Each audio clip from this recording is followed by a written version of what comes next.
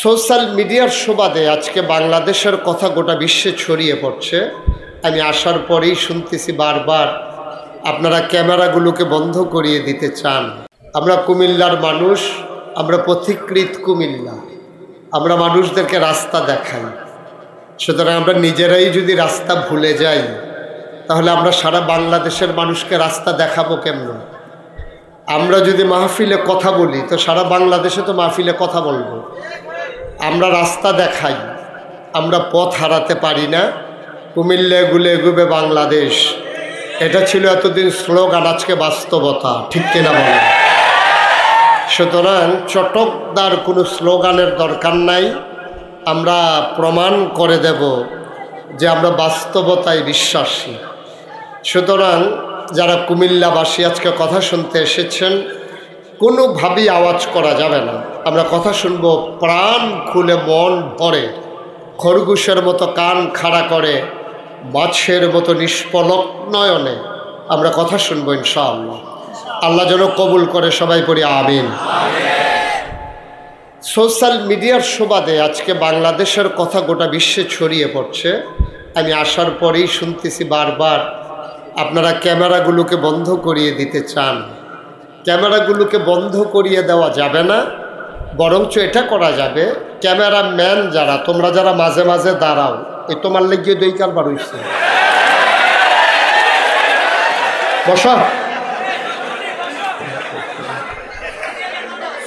সবাই খুব খেয়াল করে আমরা কথা শুনবো ইনশাআল্লাহ। আল্লাহ যেন কবুল করে, সবাই পড়ি আমিন। জুড়ে, আরো জুড়ে। বন্ধুগণ, আল্লাহ তাবারক ওয়া তাআলা বড় আদর করে এই দুনিয়াতে আমাদেরকে মানুষ বানিয়েছেন। মানুষ করে বানানোর পরে তিনি আমাদেরকে প্রাণ দিয়েছেন। মনীষী বলেন, প্রাণ থাকলে প্রাণী হয়, মন না থাকলে মানুষ হওয়া যায় না। মশা যেমন একটা প্রাণী, মাছি যেমন একটা প্রাণী, গরু, ছাগল, জন্তু জানোয়ার, পশু পাখি সবাই যেমন প্রাণী, আমরাও প্রাণী। গরুর যেমন দুটা চোখ আছে, আমাদেরও দুটা চোখ আছে। গরুর যেমন কান আছে, আমাদের কান গরুর কানের চাইতে আরো ছোট, গরুর কান আমাদের চাইতে আরো বড়। কিন্তু গরু গরুই, আর আমরা মানুষ। আমরা মানুষের আকৃতি আছে, কিন্তু আমরা মানুষ হিসেবে গোটা বিশ্বে নিজেদেরকে পরিচিত করতে পারি নাই। এটা আমাদের জন্য লজ্জাজনক, দুঃখজনক।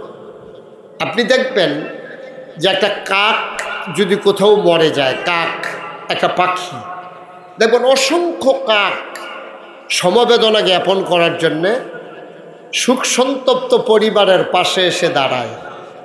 কিন্তু আমরা মানুষ নামের কলঙ্ক আমরা দেখলাম 2006 সালে 28শে অক্টোবর ঢাকা রাজধানীতে পিচ ডালা পথগুলোকে মানুষের রক্তে যারা রঞ্জিত করে দিল। শুধু তাই নয়, পৃথিবীর ইতিহাসে মানুষ দেখল লাশের উপরে একদল মানুষ নামের হায়না কেমন করে নৃত্য করে, ঠিক কিনা বলে? সুতরাং মানুষের কোয়ান্টিটি বেড়েছে, আমাদের কোয়ালিটির বিকাশ সাধন হয় নাই। গোটা বিশ্বে এখন 800 কোটি মানুষ, 250 কোটি মুসলমান, অথচ মনুষ্যত্বের বিকাশ ঘটে নাই। যদিও আমাদের অর্থনৈতিক সমৃদ্ধি অনেক ক্ষেত্রে এসেছে, আমাদের সোনের ঘরের গুলো জায়গায় আমাদের টিনের ঘর হয়েছে, টিনের ঘরের জায়গায় আমাদের বিল্ডিং হয়েছে, আমাদের একতলা ভবনের জায়গায় 10 তলা ভবন হয়েছে। আমরা আর্থিকভাবে উন্নতি হয়েছি। গোটা বিশ্ব আজকে গোটা বিশ্বকে বলা হয় গ্লোবাল ভিলেজ। আজকে গোটা বিশ্ব কম্পিউটারাইজড, কিন্তু অবাক বিশ্বে মানুষ তাকিয়ে দেখলো মানুষ আজকে পশুর চাইতে নিকৃষ্ট, ঠিক কিনা বলে? 1500 বছর আগে নবী যখন দ্বীনের দাওয়াত দিয়েছিলেন তখন মানুষগুলো হয়ে গিয়েছিল দুই ভাগ, একদল আল্লাহওয়ালা আর একদল শয়তানওয়ালা। একদল জানোয়ারের চাইতে নিকৃষ্ট, আরেকদল ফেরেশতার চাইতে উত্তম। একদল জান্নাতি, আরেক দল জাহান্নামী। আমরা কি জাহান্নামী না জান্নাতি? সবাই কথা বলতে হবে, জাহান্নামী না জান্নাতি? মঞ্চে যারা আছে না বললেও চলবে, ওনার যে বইছে যে হুইতালাইছে না এটাই তো বেশি কথাই রে। আমরা কি স্যাট বদলাই নিতাম নাকি? যারা কথা কয় তারারে তুললা তারারে নামাই দিতা না? থাক থাক, কইব তারা কইব কথা। আমিন কর, জুড়ে আরো জুড়ে সবাই পড়েন মারহাবা। তাইলে মানুষ হয়ে গেল কয় প্রকার? আল্লাহওয়ালা, শয়তানওয়ালা, জান্নাতি, জাহান্নামী, ফেরেশতার চাইতে উত্তম, জানোয়ারের চাইতে খারাপ। দুই দলের কথা আল্লাহ তাবারক ওয়া তাআলা কোরআনে ওয়াজ করে দিয়েছেন, আপনার জন্য চিনতে সুবিধা হয়। দুনিয়ার ভিতরে সব কিছু চিনাই সহজ, তারপরেও আল্লাহ কিছু লক্ষণ তুলে ধরেছেন। আল্লাহ বলছেন যে একদল মানুষ হলো জান্নাতি, আল্লাহওয়ালা, ফেরেশতার চাইতে উত্তম। ওরা কারা? রাদিয়াল্লাহু আনহুম ওয়া রাদু আনহু। তাদের ব্যাপারে আল্লাহ খুশি, আল্লাহর ব্যাপারে তারা খুশি। সুবহানাল্লাহ বলবেন না? ওরা কারা? আবু বকর, ওমর, উসমান, আলী, তালহা, জুবাইর, আব্দুর রহমান ইবনে আউফ, সাদ ইবনে রাবিয়া, আব্দুল্লাহ ইবনে আব্বাস, আব্দুল্লাহ ইবনে মাসউদ, আব্দুল্লাহ ইবনে ওমর। এই মানুষগুলো ছিল জান্নাতি। সুবহানাল্লাহ বলবেন না? তারা ছিলেন গোটা পৃথিবীর জন্য মডেল, তারা ছিলেন উসওয়াতুন হাসানা, তারা ছিলেন আদর্শ।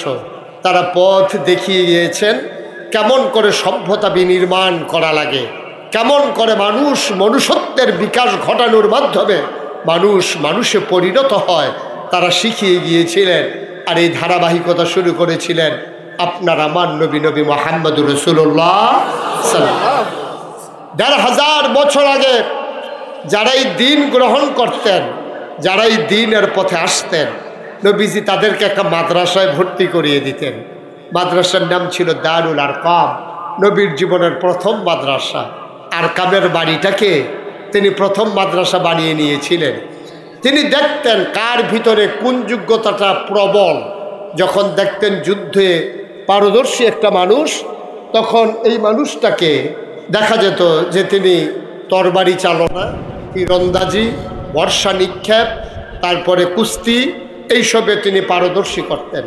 যাদেরকে দেখতেন মুখস্থ শক্তি ভালো, যে কোনো কথা মুখস্থ করে রাখতে পারে, তাদেরকে তিনি কোরআনের হাফেজ হিসেবে তৈরি করার জন্যে তাদেরকে ভর্তি করিয়ে দিতেন। যাদেরকে দেখতেন লিখনি শক্তি ভালো, তাদেরকে দায়িত্ব দিয়ে দিতেন ওহী লেখার জন্যে, যাদেরকে কাতেবে ওহী বলা হতো। আর হাফেজে কোরআন যাদের মুখস্থ শক্তি ছিল। এমন করে তিনি গোটা মানব জাতিকে তিল তিল করে ১৫০০ বছর আগে তৈরি করেছিলেন। বিদায় হজের ভাষণে তিনি যখন বললেন, বাল্লিগু আন্নী ওয়ালাউ আয়া, তোমরা পৌঁছে দাও আমার কথাগুলো, যে কথাগুলো আমি বলেছি পৃথিবীর আনাচে কানাচে, উত্তর মেরু থেকে দক্ষিণ মেরু, প্রাচ্য থেকে পাশ্চাত্য, সব জায়গায় আমার কথাগুলো ছেড়ে দাও। অনেক সাহাবারা বাড়িতে যাওয়ার সুযোগ পাননি, ঘোড়ায় চড়েছেন। ঘোড়ায় চড়ে তিনি যুদ্ধে জয় করতে করতে, মানুষের মাঝে আদর্শ প্রচার করতে করতে সমুদ্রের কিনারে গিয়ে দাঁড়ালেন। ঘোড়ার পাগুলো সমুদ্রের পানিতে ভিজে গেল। তিনি আস্তে ঘোড়ার পিঠ থেকে নামলেন, জনপদের মানুষগুলোকে ডাকলেন, ভাইরা তোমাদের কাছে জানতে চাই এই সমুদ্রের ওই পারে কি আছে, আমাকে বলে দাও। ওরা বলল, সমুদ্রের ওই পারে কি আছে আমিও জানি না।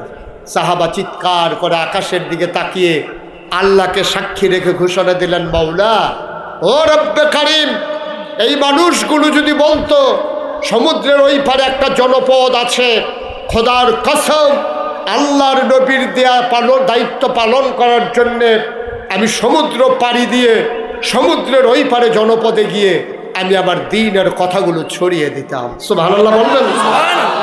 কিন্তু যেহেতু ওরা বলেছে ওরা জানে না কি আছে, এই জন্য আমাকে থেমে যাওয়া লাগলো।